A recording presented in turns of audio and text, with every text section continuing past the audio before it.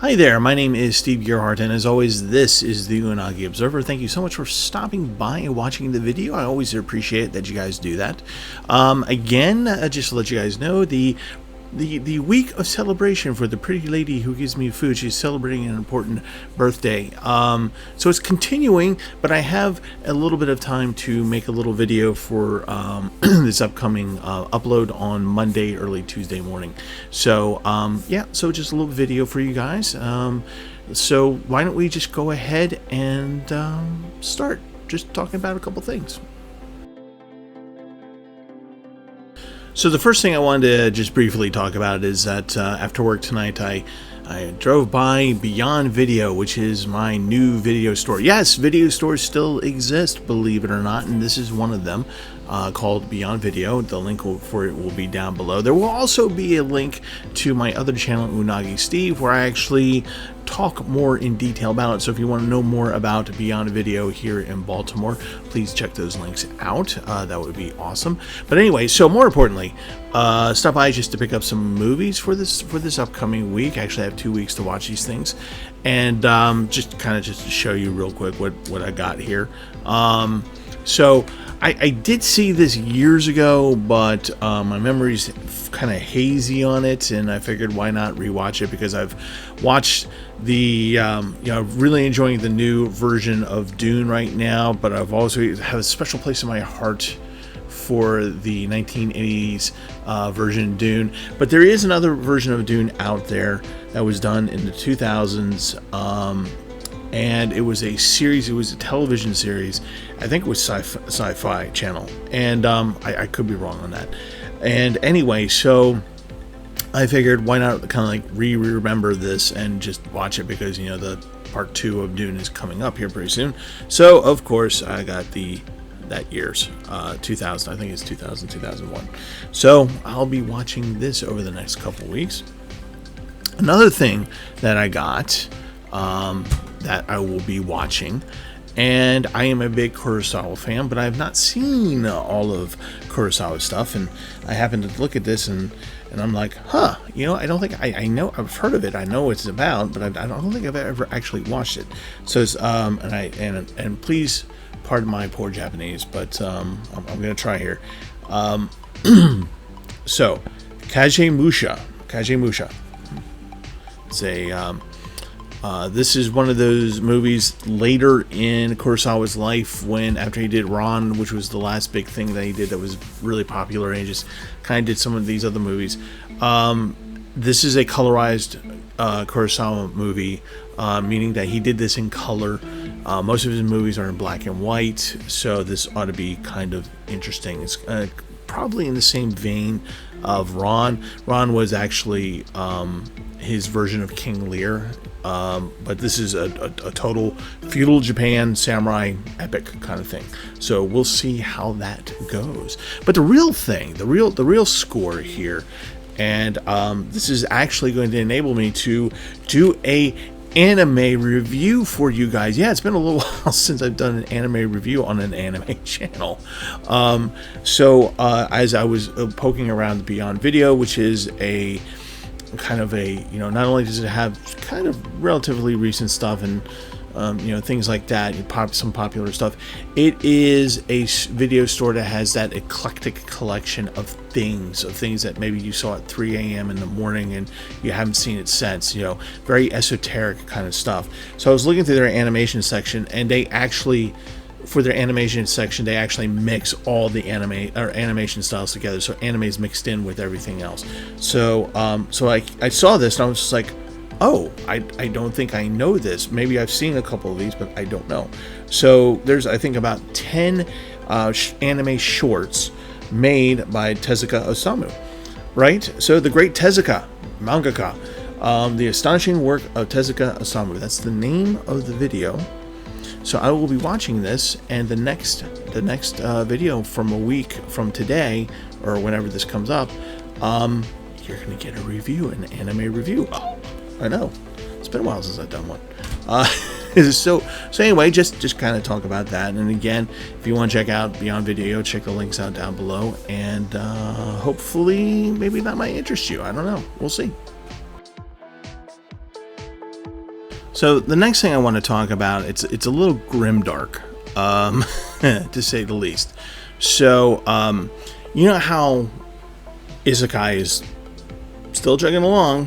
Not my favorite thing, but sometimes some are fine and some are inoffensive and some can be quite clever. But one of the things that, of course, we're seeing in isekai is how people isekai from one reality to the next, and we're seeing a lot of people at their desk and being overworked and dying at their desk without having lived their lives, and they just expire at their desk. And we kind of look at that and go, oh, that's too bad, whatever, and we go on with the isekai plot.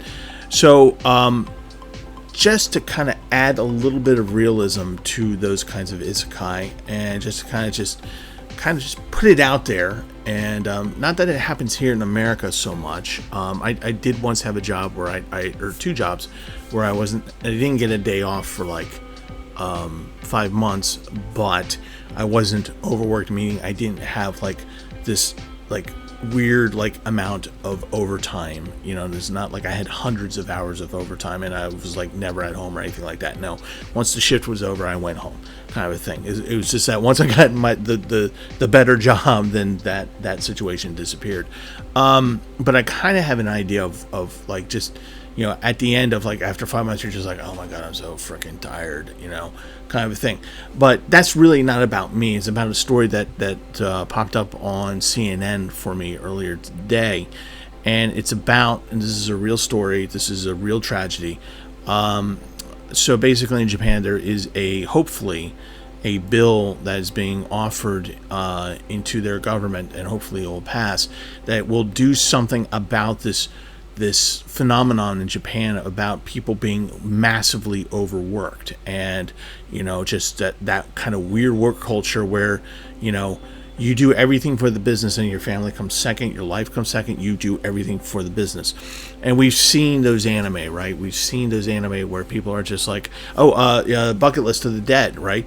It's that, right? Okay, but this is real life. So, and not in a dark black company, that they so often use for isekai and anime. This is about a doctor, a very young doctor, 26 years old, who after working without a day off for 3 months and amassing 207 hours of overtime, couldn't take it anymore, and he killed himself. He committed suicide.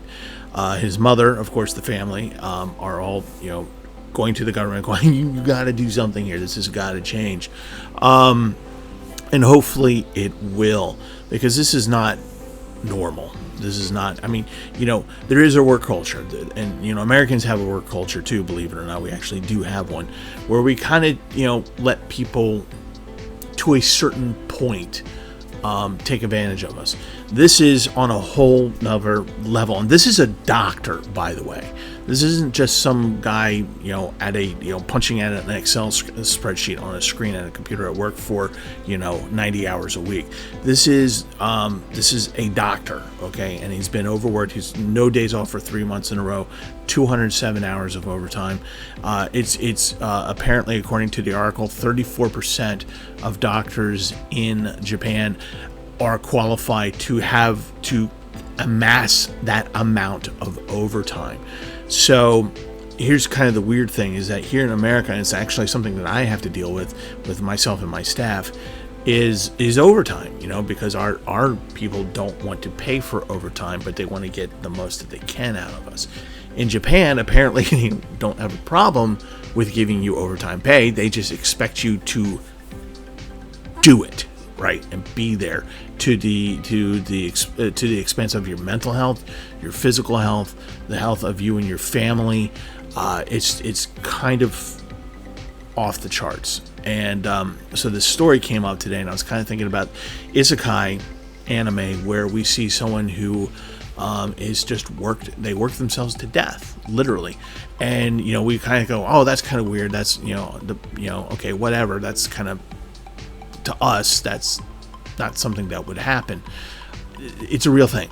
And hopefully, and I'm hoping the Japanese government will, among many things that governments need to do for their people, it's not just Japan but us, hopefully they'll do the right thing and pass a law where people don't get harmed in this way, because, you know, it'd be nice if when we died that we get isekai'd and some buxom goddess gives us a new life, but somehow I don't think that's what happens. I'm just throwing it out there.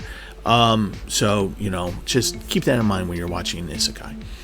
Okay, so let's talk about something that is actually far more upbeat, shall we?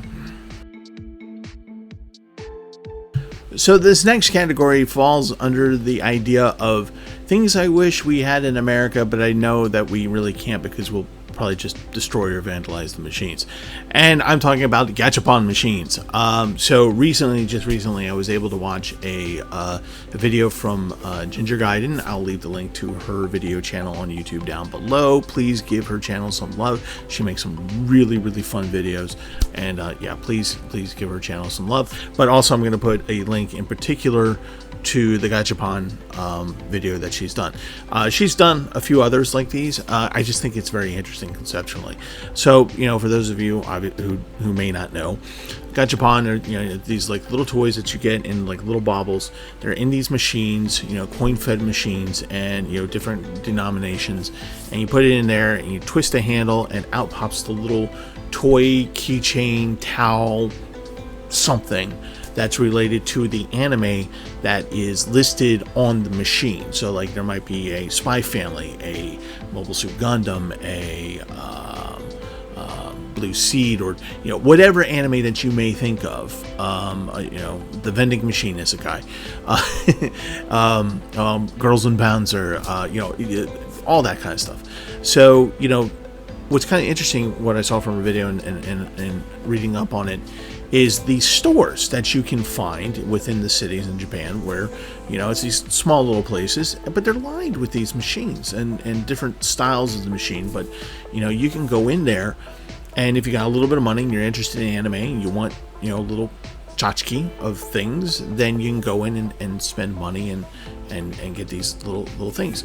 Now, back in my day, long time ago, back before there was internet. Yes, I existed before internet. Well, technically. So, you know, that's something, Americans had something like that with bubblegum machines, but you would also use bubblegum machines to do this kind of thing. So like you could go to a Hardee's and maybe they'll have a couple machines there, and you could put in a quarter or a dime or a nickel, turn the little thing, and then you would get this little plastic container you open up, and it might be a sticker, it might be a little doll, a little keychain of something of a Hardee's nature, like, you know, like whatever their mascots were at the time. Yes, Hardee's used to have monster mascots way back when. So it's not like this is unusual to, or it hasn't happened in America. It's just, it's something that we don't regularly see on a regular basis. You can kind of see elements of this in dead malls that are dying, where you might see a little, you know, low rent space in the mall that's about to close, where you have like about 5 or 6 of these machines, and they're like, you know, the light is like half-heartedly blinking, and, you know, it's a claw machine that's just like really janky or whatever. And but you get the idea. So we don't really have much of that, but it appears in Japan, in the cities, that you know, particularly in entertainment districts, you can find a lot of these things. And it's one of those things where I wish that we could have something like that here in America. Like, you know, in my mind's eye, I see myself opening like a big store of like, I would have pachinko machines in there, and I would have tons of gachapon machines in there, and, you know, stuff like that, and where you can come in and just have fun getting the thing. And one of the nice things about gachapons, and even though that's something we don't have here in America, and I think part of the reason is that we're so in tune to just going on to Amazon or going on to that website or that Japanese website where we can go, oh, I want to buy specifically this, and you get online, and if they happen to have it on stock, then of course you can buy it. So gachapons are kind of fun in that, okay, you have to find the one of the anime that you like. So let's say it's Spy Family, and you find the Spy Family one, right? And you're like, okay, so I can get something related to one of these characters in Spy Family, and you put your quarter in, or your coin in there, and you turn the latch. But it's a game of chance So you might get what you want, or you might not. So that's part of the fun, I think, with gachapons, is that, will I get the thing? Do I get the thing?